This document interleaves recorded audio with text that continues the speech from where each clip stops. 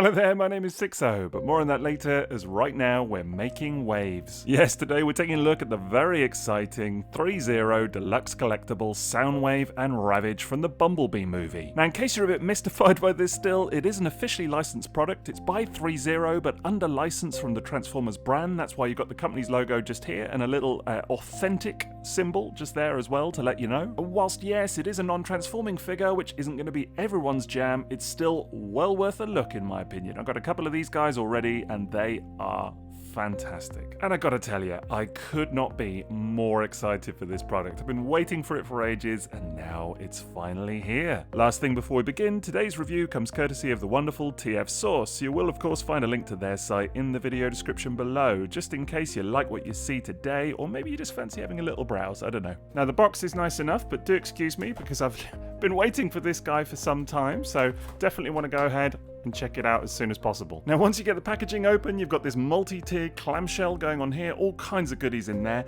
and you've got this little warranty sheet as well, which is going to feel like a bit of a novelty for anybody that regularly collects third party.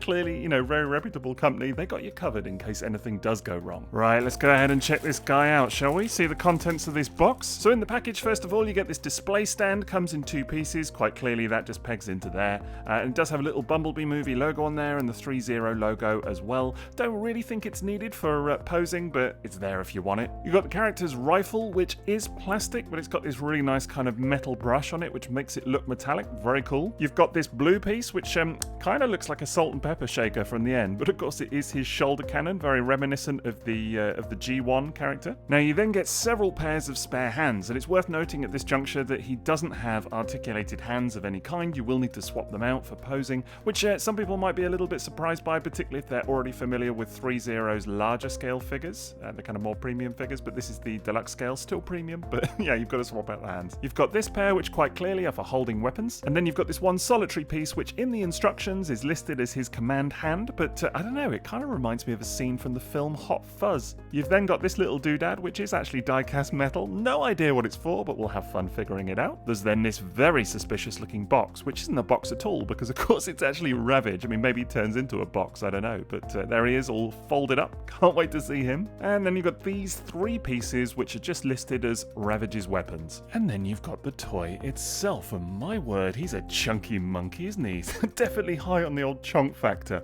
Absolutely love him. And you know, like a lot of people, I was absolutely blown away by that opening Cybertron scene in the Bumblebee movie, and just seeing designs like this, which feel so faithful to their G1 counterparts, and yet somehow still, you know, a little bit fresh and new, it's very, very exciting. And of course, ThreeZero being an officially licensed company, they have the CAD designs, all of their products are modeled on the CAD designs, so what you're seeing here is a very, very faithful representation of his on-screen appearance. So yeah, if screen accuracy is your jam, this guy might be your man. And beside that anyway, you know, it just looks incredible. I love the detail on this thing. I think if you've never seen a ThreeZero product up close, in hand, you're in for a treat, honestly. And I really think that can't be overstated, because I know sometimes people get a little bit hung up on the fact that these things don't transform, you know, they get called oversized action masters or whatever you want to call them, I don't really care. But the point is, I think once you see them in hand and you can appreciate the craftsmanship and the quality going on here, not to mention the level of articulation and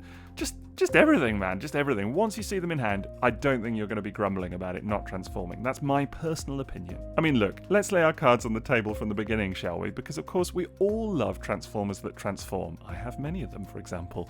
But, you know, even having said that, I do think there's room for a product like this that, I don't know, let's compare it to, in theory, you know, some third-party product or whatever it might be that is like super complicated to transform. You know, we don't even really know what this guy's alt mode looks like from the film. So that's a whole point to consider. And then, you know, are you even really going to do it that many times anyway? Versus this thing, which just looks great, super well made. I don't know, I know which I would prefer. I mean, it's horses for courses at the end of the day. You do you. But this thing, whew, really got me. Anyway, climbing down off the old soapbox for a minute, let's get the batteries installed in this guy. So you just want to take the top of the head off like so, and then you just install two AG13 batteries inside there. Very straightforward, they just plonk in like so. There's number one and number two, there we go. Right, having done that, then make sure you've got them the right way around, because I didn't. Then just pop his little head crests back on like so, and if you press this button, Wahey! Now, I have said in the past that I could take or leave light-up eye gimmicks like this, and I stand by that assertion, but I gotta say, this thing looks spectacular. And you know, that's to say nothing of the actual face sculpt itself, which, hubba hubba, it looks amazing. The detail on there, the kind of weathering on the faceplate and all of that, it just... absolutely mind-blowing. Really, really good. And then coming down just a little bit, you've got all this kind of mechanical detail on the neck just under there. That looks immense. And you know, again, I'm sure I'm going to hark on about it quite a bit today, but the finish on this thing is just superb. I mean, that kind of weathered, brushed, metallic detailing going on. Lovely. And you really can see it all over as well. There's not an inch of this thing that's been neglected. It's just... glorious. Really like the detailing on his chest just there. It's got that kind of classic cassette look to it with the thick yellow outline, but then some really, really cool little kind of very subtle red detailing as well, just in the Decepticon logo in the middle. Immaculate. Just going to take a minute to appreciate his crotch area just there, because of course he's got his little buttons just here, actually on his crotch, and there's all little details that you don't actually notice in the film, because of course it just zips by. You know, the character wasn't on screen for really 2 minutes. But actually being able to appreciate the design in all its glory now, this is great. Now the weathered finish looks really good on the kind of white sections here, like on his arms, and of course there you can see the closed fist, the default option for the hands. Fair warning, but it's all getting a bit not safe for work in here, because check out those for a pair of thighs, right? I mean, that is just something, and just replicated so beautifully. Never really stopped to consider what Soundwave's feet looked like before in the Bumblebee movie, but there you go, there's a close-up on them. So they're a little bit more kind of angular than I would have imagined, but they look cool. A nice bit of yellow detailing just there on the shins as well. Now coming around to the back of the legs, and this is the real brilliance of these kind of ThreeZero figures for me, because you get all of this really gorgeous detail in areas such as the joints, and it just looks immaculate. Again, it's not actually die-cast metal, a lot of it. There are elements of it running through, but a lot of it is just kind of brushed plastic, but it just... yeah, looks great. You know, the same is also true on areas such as this, which is the back of the elbow just there. That also looks superb. And again, just really kind of appreciating all of that detail that you probably miss when you actually watch the film. Now, just coming around to the back, and you've got this little kind of spinal column going on there. Very similar to their Optimus Prime figure, actually. And I have heard it suggested, or maybe it's true, that this is a heavy, heavy retool of their Optimus toy. And I guess maybe that would make sense from a kind of CGI perspective as well, the original animation models. If it is, it's super hard to tell. Like, I've got them both in hand today, right here now, and we'll do a comparison in a minute, but honestly, they look nothing alike. So if they are, they're like the kind of core of it, you wouldn't know. And there's just a bit of detail from his back, which, as I said, no area left uncovered. Needless to say, all told, I'm really very taken. Just the look of this thing, I'm in love. Honestly, in love with it. Love it. So yeah, excuse me whilst I calm down a little bit, and let's get that shoulder weapon installed, shall we? Now it plugs into this little hole just on his back there. And there we go. I knew we'd figure out what that little metal piece is for. It clips into his shoulder cannon just like that, and that's the bit that actually pegs into his back. And there we go. It fits on incredibly stably, which is great, and actually has a little bit of motion as well, so you can move it around up and down, pretty much whichever way you want, actually, and I think that looks really, really good. And it's got to be said, that definitely completes the look, right? I just love this design. I just think they did such a great job with it. I know I'm gushing, I know I am, and you know what, I don't care, because just look at it. Now, of course, the other main feature here is these hands, and now to swap them out, they're just on like these little ball joints, like so you just literally take them off, and then plug the next one on. Like so, a little bit of a squeak to it. They kind of got this kind of rubbery feel to them, so they're not like solid plastic. They are actually kind of slightly pliable, as you can see, which is good, actually, I think. You know, kind of prevents any risk of breakage or anything like that. So, but they do go on very easily. So here he is with a set of the open palms, but not the completely flat ones. These are the kind of more neutral ones, if you will, but I think they still look really, really good for posing. Here are the completely open palms, the flat palms, if you will, and I don't know, make of that pose what you will, I guess. And here he is then with the two-finger pose, and I guess he's kind of leading his minions into battle, if you will. You know, whether that's Ravage or someone else that we never saw, but yeah, it looks kind of cool. And then before we take a look at the final set of hands, I guess you've got to question whether you want to pose him with any hands at all. Why the hell is there an alligator in here? So then once you've got his gun hand in place, you can go ahead and slot the gun actually in. Now, it's a little bit of a fiddle, but you just kind of have to bend the fingers around the handle like so. And I wouldn't say it's like super secure. There is a little bit of wobble to it, but it's definitely not going to fall out. Like, it holds nice enough. And you know, I know I keep going on about how good this thing looks, but just check that out, man, with that rifle in place. It just looks so good. I mean, at this point, I may just never buy another transforming toy again. Why not, eh? I mean, I can't back that up. Look, that's a total lie, but still, this thing, quite taken with it. Okay, let's talk about one of the most Soundwave features of all, which is the fact that the chest compartment does open, and it's got a little kind of tape deck thing going on in there. Some really nice detailing in there, actually. It's not just kind of left blank. There is some kind of little robotic detailing and everything. And then you can slot Ravage in like so and close it up again. And voila! So what's their deal now anyway? Does he still turn into a cassette player? Is Ravage a cassette? He just seems to be like a box, so why does he fit inside Soundwave's chest? You know what, don't even go there. It just looks great. Really love the feature. They've made a real good job of it. End of. Right, let's focus in on Ravage himself a little bit, shall we? Because he does kind of transform, I guess. Okay, so first things first, you just want to kind of spread the legs out a little bit like so, and then that enables you to flip them round the front. Perhaps rather predictably, that then means flipping out the back legs as well, like so, and then just folding the tail round. And then lastly, you just want to kind of flip the head round to the front like so, and then fold this little piece up just to kind of make his belly. Fold the legs down, and you're pretty much done. Now you can add on his weapons. Now the first one is this little piece, which just pegs onto his back like so. And then you've got these pieces, which peg into the back of his legs, very reminiscent of the G1 toy in many ways. And there he is, look at that. Is he a cat? Is he a dog? There's no need to decide. It just looks great. If anything, he's kind of got like a bit of a quality of like an alligator to him almost. I don't know, is it just me that sees that? I think it's looking from kind of a top view. But either way, he's super detailed, looks great, very cute in his way, but kind of menacing as well. Love it. I mean, just look at the detail on that face for one thing, because it was quite hard to make out in the film because he was moving so fast. This is kind of my first proper look at him. But yeah, I just think he looks great. Love that there's a little articulated jaw. The teeth look super sharp. Love the little red eyes, red accents. Great stuff. It's got a very similar kind of worn paint pattern as Soundwave, which looks really good. Really love the red on the side there. Little Decepticon logo. Just a great finish overall. There's a little bit more of an idea of this kind of worn pattern on the back and the little missiles just on the sides of his legs there as well. They look super small, so I would, obviously be a little bit careful with those. That's not soft plastic on there as well, so there may be a little bit of a tendency for them being a little bit fragile. I would certainly be careful, but they do look great. Just love all that like mechanical detail running through his body as well. Superb attention to detail, honestly. Now thinking about articulation, there is quite a bit, but maybe not everything I would have expected. I mean, the head will move up and down like so, but not side to side. I thought it might be on a ball joint or something, but it's not, so it's literally just up and down. As I say, the jaw will move as well. It's quite stiff, but there you go.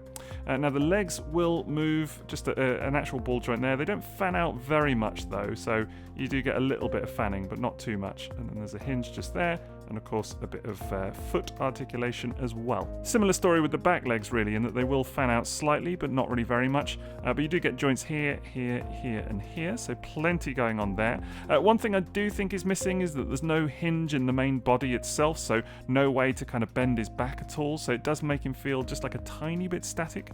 And that's okay, I can live with that, but it would have been nice. There's a little bit of articulation in the tail as well, of course, but again, I would just be a little bit careful with that. All told, it leaves Ravage feeling a little bit static here and there, but still he looks amazing, and honestly I'm really happy with him overall. Coming back to Soundwave then, of course you've got quite a lot of articulation overall. This is really one area that this figure does excel, like all ThreeZero figures really. And yeah, of course you've got the head on a ball joint just there, so that moves quite a bit. Shoulders will move all the way up like so, and actually you've got this kind of shoulder piece just there which moves separately, and will move all the way up and over and round, so plenty of motion there. And that's actually that shoulder is on a nice little kind of rocker like that as well, so you get a lot of motion back and forth. You've then got a bicep swivel as well, like so, and at the elbows you get, well, quite a bit past 90 degrees, as you can see. Not all the way up, it's not kind of double jointed, but you will get quite a bit there. It's something that you just need to be careful, kind of what's impeding it and things like that, but yeah, quite a bit. Hands we've already talked about, and of course you do get a wrist swivel on account of the ball joints that are on there as well. Coming down to the lower half, you just need to fold these pieces up like so, and then you will get a fairly decent waist swivel. It's a little bit of a strange design how those pieces go with it, I will say, but hey ho, it is what it is. And there is a couple of pieces as well that you just need to be careful of, because they will kind of slightly impede here and there, so do just be a little bit careful, but it will happen. And then one bit of articulation that I always think is super cool is the ab crunch on these things, because there's kind of like several layers to the kind of main body, and then of course this piece here extends to kind of reveal more of the back. I just think it's a really winning detail. It works superbly well. Now coming down to the hips just here, again, you'll get more out of it if you fold those hip flaps out the way. Now, the hips are actually double jointed, so there's kind of one sort of lever sort of thing going on in there, and then like another joint just there. So actually you can move them quite far down and then all the way up, really as much as you would kind of want. So loads of articulation in the hips. And you then get a very decent double jointed knee like that. And I love, love, love, love how this piece moves when you move the knee. Just look at that action. And this is the kind of stuff, look at that. This is the kind of stuff I'm talking about with ThreeZero. It's just really great design, really great quality, just superb. And finally, you will get an ankle tilt. It's quite stiff. Like initially I was like, is there even one there? But yeah, there is. And a bit of a kind of movement like that as well, whatever you call that, I don't know. But yeah, and actually I think, yeah, there is a little bit of foot and toe articulation just there, like so. And there we go. This is what it's all about. He just poses superbly well. Love the articulation. It's just a dream to handle, really. Like, you do have to be careful with certain bits, like those little hip flaps, but if you pay attention to what you're doing and you move pieces, you know, in the kind of right order, then it's really, really worth it. The results are very satisfying, and the instructions actually do kind of clue you in a little bit as to how to do some of this, so it's all thought through. And I gotta tell you, at this stage, I'm just super excited about getting this guy in front of the camera for some pictures, getting him posed up, or even just messing around with him, because he seems to be a lot of fun to handle. And I don't miss that he, you know, he doesn't transform at all. Now, in terms of comparisons, here he is with star of the show Bumblebee, and this again is the ThreeZero toy, so you get an idea of the scale going on here. And of course, all of the toys from their range are supposed to be in scale with one another, accurate to the film. So I'm assuming that that is the case. Looking at these two, it looks about right to my eye. But yeah, needless to say, they look pretty great together. And then here we have him with ThreeZero's Deluxe Blitz wing from the same film, of course. And although these two characters don't meet ever on screen, you know, still there are a lot of seekers in that Cybertronian scene. And I think these two just look superb, absolutely superb. You know, it's an interesting one for me because I love this Blitz wing toy, and it just shows that I've not really been tempted by any of the kind of third-party options for this character so far, because I just think this one is so good. And then here he is with ThreeZero Optimus Prime. Absolutely gorgeous toy that it is. And again, you know, I'm not seeing it. If this is indeed a heavy retool of Optimus, I do not see it. You know, maybe there's some components sort of at the very core of it that might be overlapped. But man, you'd be hard pressed to think of this as a retool, I think, if indeed it even is. I mean, going over it in detail, I can see that maybe there are some parts like these back of the thighs just here that are kind of reused. You know, there's a similar shape, I guess, to the kind of bum area just there. But honestly, it's minimal. I mean, it's maybe a few parts, maybe, but that's about it at most. I think, you know, do not call this a retool, because honestly, it does not deserve it. And then finally, we got him with a couple of Soundwave toys. We've got the G1 original just here, and the Masterpiece. And of course, it's funny to see because he's so much bigger than both of them. Even old MP Soundwave there. Just absolutely hulking thing that he is. But what a display. Love this character. Really feel like this is a terrific version of him. In conclusion then, what else is there to say? This thing's flipping gorgeous. I mean, maybe it's a problem for you that it doesn't transform, and fair enough. You know, I'm not going to try and convince you otherwise, but it doesn't register for me. I really do not think of that as a problem, genuinely. It's just such a lovely thing. It's exactly what I wanted from it. It's wholeheartedly, 100% a toot. Now, as I've already mentioned, this review comes courtesy of the wonderful TF Source, so you will of course find a link to their site in the video description below, just in case you want to take a look. And I'd love to know your thoughts on this guy as well. So what do you think of ThreeZero, Soundwave and Ravage? Does he take your fancy? Does it bother you that it doesn't transform? Where are you at with it? Otherwise, that's it from me, so don't forget to drop me a like if you enjoyed today's video, and have a great rest of your day. TTFN.